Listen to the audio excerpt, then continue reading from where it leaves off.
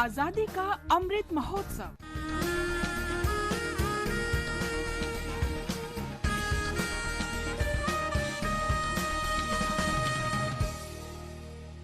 आजादी का सफर आकाशवाणी के संग। भारत का शानदार स्वाधीनता संघर्ष आधुनिक विश्व के महानतम संघर्षों में से एक है। आकाशवाणी से हम आपके लिए रोजाना ला रहे हैं इस शानदार संघर्ष की झलक।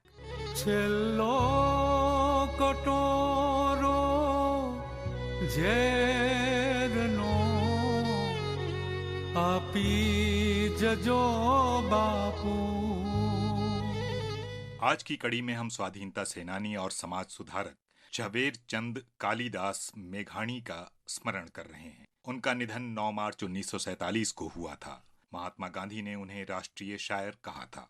सागर पिनारा अंजलि नव ढोल जो बापू।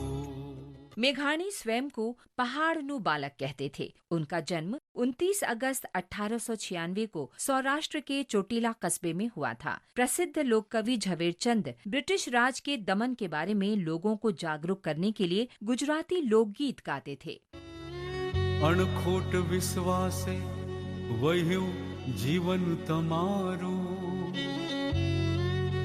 धुर तो दगल बाजो थकी पड़ियो पनारो। शत्रु तणे खोले ढली सुख थी सुनारो। इसके साथ ही वे देश की लोकगीत परंपराओं को जीवित रखने का कार्य भी कर रहे थे। मेघाणी ने 1930 में देशभक्ति के 15 गीतों का संग्रह निकाला, जिसमें नमक और धोलेरा सत्याग्रह की सराहना की गई। ब्रिटिश सरकार ने उस पुस्तक पर प्रतिबंध लगा दिया और उसकी सभी प्रतियां जब्त कर लीं। लेकिन लोगों की क्रांतिकारी भावना के कारण उनकी आवाज दबाई नहीं जा सकी और पुस्तक की प्रतियां गुपचुप वितरित की जाती रहीं। अंग्रेजों ने उन पर झूठे आरोप लगाकर 28 अप्रैल 1930 को विशेष अदालत में उपस्थित होने का समन भेजा। उन्हें 2 वर्ष की सजा देकर साबरमती जेल भेजा गया, लेकिन गांधी इरविन समझौते के बाद 1 वर्ष में ही रिहा कर दिया गया। दूसरे गोलमेज सम्मेलन के लिए इंग्लैंड रवाना होने की पूर्व संध्या पर गांधी जी को लगा कि अंग्रेज उनकी पूर्ण स्वतंत्रता की मांग स्वीकार करने के इच्छुक नहीं हैं। मेघाणी ने तुरंत चिल्लो कटोरो नामक कविता लिखी, जिसका मतलब था विष का आखिरी प्याला। चिल्लो कटोरो झेरनो आपी जजो बापू। उसे पढ़कर गांधी जी ने तुरंत कहा, ऐसा प्रतीत होता है कि मेघाणी मेरी आत्मा में प्रवेश कर गए हैं और इस कविता के माध्यम से मेरे मस्तिष्क को पूरी तरह अपने वश में कर लिया है। तभी उन्होंने मेघाणी को राष्ट्रीय शायर का खिताब दिया था। क्रांतिकारी कवि झवेर चंद निरंतर स्वाधीनता संघर्ष में संलग्न रहे, लेकिन वे देश में बढ़ते सांप्रदायिक वैमनस्य से भी व्यथित थे। संभवतः इसी दुख के कारण उन्हें हृदयाघात हुआ और 9 मार्च 1947 को वे इस दुनिया से विदा हो गए। महान राष्ट्रवादी को आकाशवाणी की ओर से श्रद्धांजलि।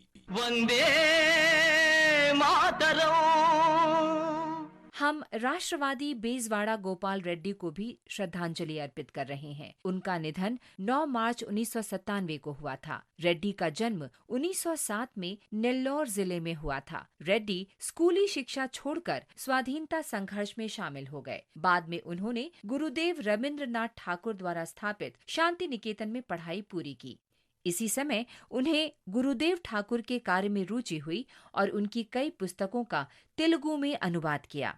इस प्रकार वे आंध्र के ठाकुर के नाम से लोकप्रिय हो गए। रेड्डी ने असहयोग आंदोलन, नमक सत्याग्रह और भारत छोड़ो आंदोलन में भाग लिया। वे 1930 के आरंभिक दौर में वेल्लोर और तंजावुर जेल में रहे। रेड्डी फरवरी 1937 में संयुक्त मद्रास विधानसभा के लिए निर्वाचित हुए। उन्होंने स्थानीय प्रशासन और वित्त विभाग में महत्वपूर्ण पद संभाले। स्वतंत्रता के उपरांत रेड्डी 1955 में आंध्र के मुख्यमंत्री बने और नवंबर 1956 में आंध्र प्रदेश के गठन तक ये पद संभाला। वे 1958 से 1963 तक केंद्रीय मंत्रिमंडल में सूचना और प्रसारण मंत्री रहे। बेजवाड़ा गोपाल रेड्डी 2 बार लोकसभा के लिए निर्वाचित हुए और उत्तर प्रदेश के राज्यपाल भी रहे। महान राष्ट्रवादी को नमन। आज बस इतना ही। आजादी का सफर आकाशवाणी के संग। कल फिर मिलेंगे नई कड़ी के साथ।